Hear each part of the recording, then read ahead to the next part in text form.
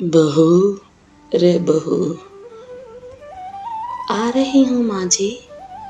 गई नहीं अभी तक तो काम पे। जी माँ जी, बस जाने ही वाली थी।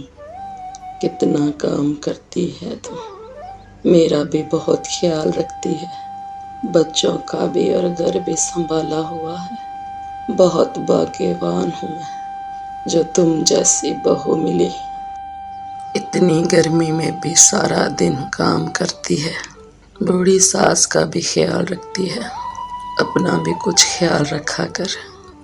जी माँ जी, मैं अपना भी ख्याल रखूंगी।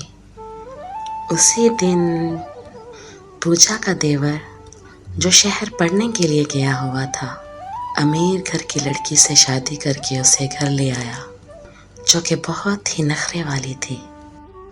देवरानी जी, ये आपका कमरा है, आप लोग आराम करें, मैं कुछ खाने के लिए लेके आती हूँ। राहुल, ये किस तरह का घर है तुम्हारा? कच्ची मिट्टी का। और ये भगवान, कितनी गर्मी है यहाँ पे। मैं नहीं रह सकूंगी यहाँ। तुम्हें मुझे पहले बताना चाहिए था। हे भगवान, कहाँ फंस गई मैं। ज्योति, मैंने तुम्हें बताया तो था कि मैं गरीब घर से हूँ। तुमने खुद ही शादी के लिए हाँ की थी मुझसे। अब ऐसे तो ना कहो तुम। हे भगवान, कितनी गर्मी है यहाँ। एसी छोड़ो, तुम लोगों के यहाँ तो कूलर भी नहीं। चलो तुम मेरे साथ मेरे मायके, मैं यहाँ नहीं रह सकती। हड़बड़ाहट में उसे दरवाज़ा नॉक करना याद न रहा और वह सीधी कमरे में चली गई। अरे राहुल, क्या हुआ? किस बात पे तुम लोग झगड़ा कर रहे हो? अभी तो सब कुछ ठीक था, क्यों झगड़ रहे हो तुम लोग? ज्योति को इस बात पे गुस्सा आया और उसने पूजा को खरी खरी चार सुना दी। अरे तुम्हें इतनी भी अकल नहीं, किसी के कमरे में जाने से पहले दरवाज़ा खटखटाते हैं, सीधा ही मुंह उठा के अंदर चली आई हो। पूजा ने ऊपर से तो ऐसा जताया कि जैसे कोई बात नहीं, लेकिन असल में उसे ज्योति की बात अंदर से बहुत दुखी कर गई और अपनी गरीबी भी। पूजा का पति मिट्टी के बर्तन बनाता और फिर गांव-गांव जाकर उन्हें बेचता। अपने बच्चों के लिए बहुत मेहनत करता। पूजा भी चंद एक घर में सफाई पोछा का काम करती ताकि अपने पति की कुछ मदद कर सके।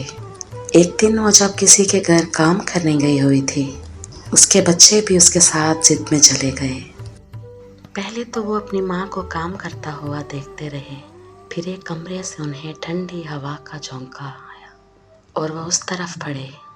कमरे में जाकर देखा तो मालकिन की बेटी एसी के नीचे बैठकर पढ़ाई कर रही थी। बच्चों ने यह नज़ारा पहली दफ़ा देखा था और वो हैरान हो रहे थे कि इतनी ठंडी हवा आ कहाँ से रही है। दी, ये कमरा ठंडा करने वाली मशीन है क्या?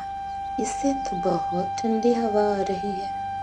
मालकिन की बेटी को उन पे गुस्सा आया और उसने अपनी माँ को आवाज़ दी कि ये कौन है और यहाँ पर क्या कर रहे हैं। और मालकिन, बच्चों और उनकी माँ दोनों को बहुत गुस्सा हुई। पूजा चुपचाप ये खड़ी सुनती रही और मन ही मन में बहुत दुखी हुई।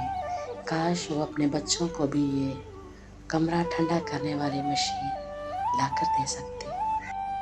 जैसे ही वो लोग घर गए, पूजा ने बच्चों को खाने के लिए बुलाया। वो बैठते ही एक ही जिद करने लगे, माँ, हमें भी वो ठंडा कमरा करने वाली मशीन ला के दो। इतनी गर्मी में हमसे भी नहीं रहा जाता और तुम भी तो इतनी गर्मी में खाना बनाती हो, क्या हम नहीं ला सकते ये मशीन? बोलो ना माँ। पूजा पहले तो परेशान हुई, फिर बच्चों का दिल रखने के लिए कहने लगी, क्यों नहीं बेटा, हम भी ले आएंगे। हम क्यों नहीं ले सकते?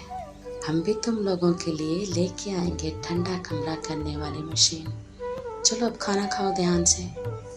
तुम परेशान मत हो, मैं बनाऊंगा अपने बच्चों के लिए एसी, मिट्टी का एसी, कैसे भी करके मैं उन्हें बना कर दूंगा। पूजा का पति शहर गया और कुछ एसी का सामान खरीदा। पुराने एसी की दुकानों से उसे कुछ सस्ते दामों में एसी के पुर्जे मिल गए। घर आकर उसने एक मिट्टी का ढांचा बनाया और उसमें वो पुर्जे सेट किए और ऊपर कुछ घास लगाई ताकि ठंडी हवा आ सके। जब वह सूख गया तो शाम को वो अपने घर लेकर गया और बच्चों को चला कर दिखाया। अरे बेटा, ये क्या चीज़ है? इससे तो बड़ी ठंडी हवा आ रही है। अरे वाह माँ, बाबा भी हमारे लिए ले आए कमरा ठंडा करने वाली मशीन। अब हम उस आंटी के घर नहीं जाएंगे और उनसे डांट भी नहीं खाएंगे।